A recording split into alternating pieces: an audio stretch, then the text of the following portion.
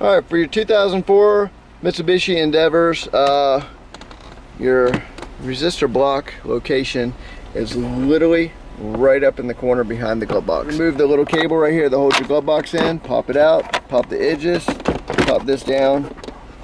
So at that point, go ahead and drop your glove box down. You got 4 screws right here. Let me show you where your resistor block is. And once you remove the cover with your 4 screws, come right up in here, and that is your resistor block. So it's 2 Phillips head screws.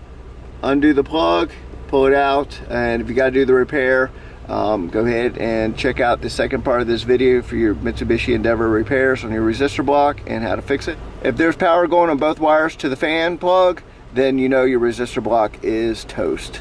Simple and easy repair. Check out the other video on that.